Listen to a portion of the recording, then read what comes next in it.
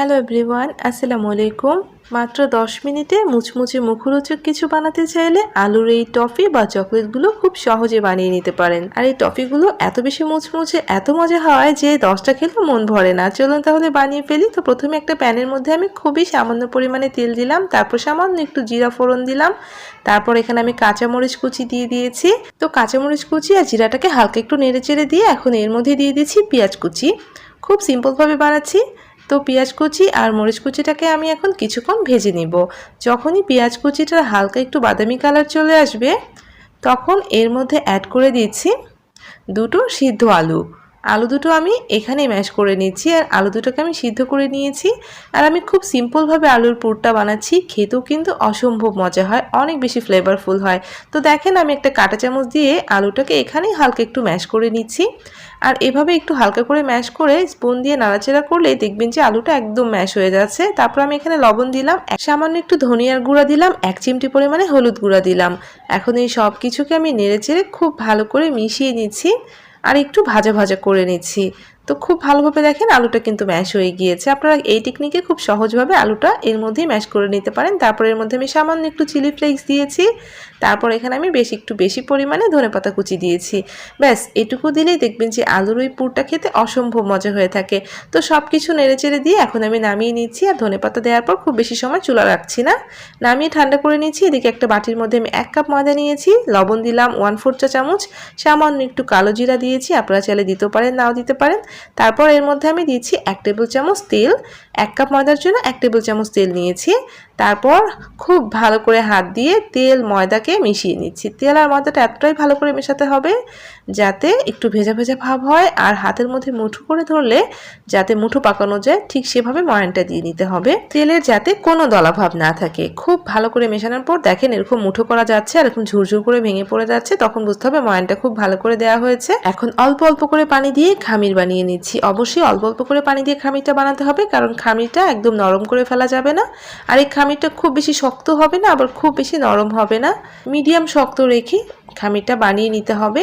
কারণ একটু শক্ত হলেই নাস্তাগুলো অনেক বেশি মুচমুচে হবে, আর ঠান্ডা হয়ে যাওয়ার পরও এগুলো অনেক বেশি খাস্তা থাকবে। দেখেন খুব ভালো করে মথে নিয়েছি, আর দেখেন কেমন হয়েছে, ঠিক এরকম করে মথে নিতে হবে। তারপর এখন আমি ঢাকনা দিয়ে ঢেকে জাস্ট 10 মিনিটের জন্য রেখে দিচ্ছি। আর এদিকে একটা কাপের মধ্যে আমি সামান্য একটু ময়দা নিয়েছি আর সামান্য একটু পানি দিয়ে একটা ব্যাটার বানিয়ে নিয়েছি।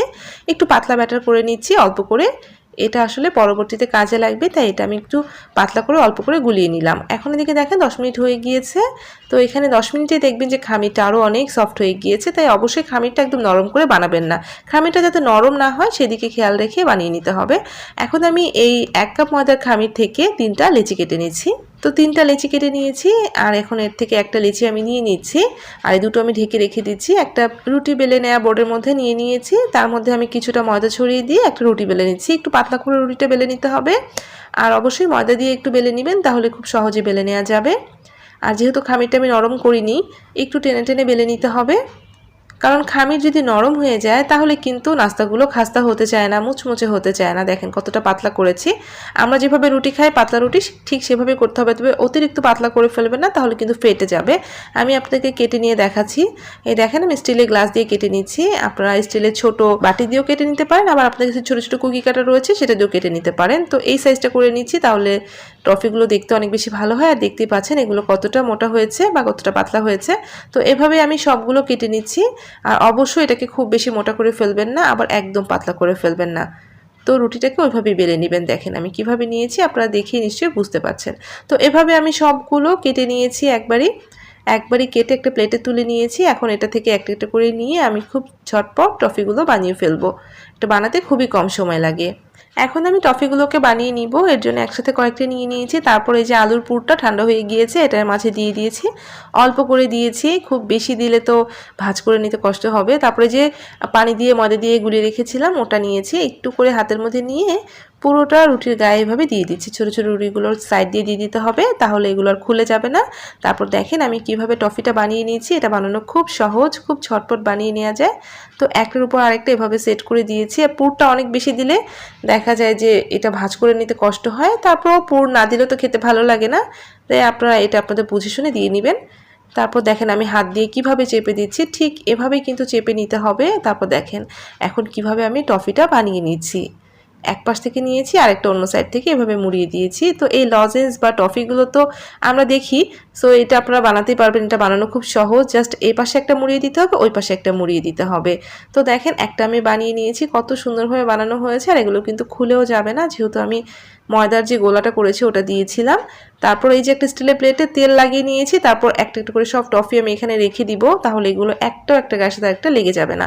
তো সেমভাবে আপনাদেরকে আরও একটা দেখিয়ে দিচ্ছি, আবারও পুর দিয়েছি, তারপরে আবারও ময়দার যে গোলাটা করে রেখেছিলাম ব্যাটারটা সেটা এভাবে লাগিয়ে দিলাম। লাগিয়ে দিয়ে এই যে দেখেন আমি কিভাবে চেপে দিচ্ছি।